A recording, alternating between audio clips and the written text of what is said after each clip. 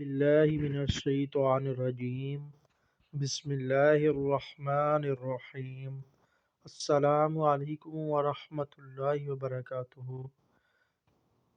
جس میرے بھائی نے یا جس میری بہن نے یہ ویڈیو دیکھی ہو اور آپ کو اچھی لگے تو میرا چینل سبسکرائب کر دیں۔ جزاک اللہ خیرہ۔ اللہ تعالیٰ آپ کو ہمیشہ خوش اور آباد رکھے، آمین ثم آمین۔ ظالم بادشاہ فرعون کے دربار میں ایک امیر آدمی تھا، اس کا نام قادر تھا۔ وہ حضرت موسیٰ علیہ السلام کا رشتہ دار تھا، لیکن اللہ کا نافرمان اور سرکش تھا۔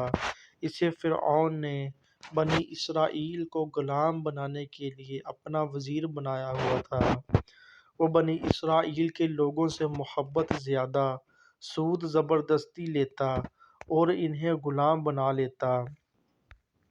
وہ جب محلے میں جاتا تو دولت کو گن گن کر خوش ہوتا رہتا، اس کے پاس بہت دولت جمع ہو گئی، لیکن اس کا لالچ بڑھتا ہی رہا۔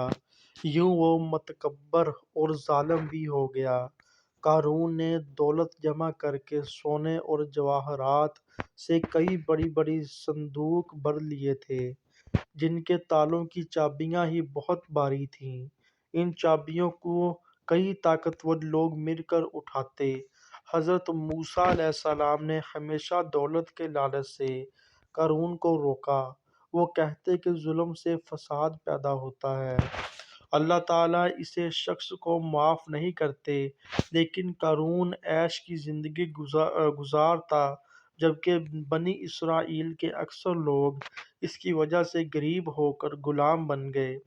وہ چلچلاتی دھوپ میں محنت کرنے پر مجبور ہو گئے۔ حضرت موسیٰ علیہ السلام قارون کو سمجھاتے کہ خبردار، دولت اللہ کی طرف سے آزمائش ہوتی ہے۔ اللہ تعالیٰ دیکھ رہے ہیں کہ تم حلال کمائی ہو، کیا تم اللہ کا شکر ادا کرتے ہو؟ کیا تم غریبوں کے لیے خیرات کرتے ہو؟ قارون حضرت موسیٰ علیہ السلام کی بات ہی نہ سنتا۔ وہ اپنے قیمتی جواہرات اور زیور پہن کر اتراتا، پھر تائیہ زیورات وہ اپنی شان دکھانے کے لیے پہنے رکھتا۔ وہ اکڑ کر کہتا، یہ دولت میں نے اپنی عقل سے کمائی ہے، غریبوں کو کیوں دوں؟ حضرت موسیٰ علیہ السلام نے قارون کو اللہ کے وہ عذاب یاد دلائے جو پہلے زمانے میں اللہ کے نافرمان لوگوں پر آئے تھے، لیکن اس پر کوئی اثر نہ ہوا۔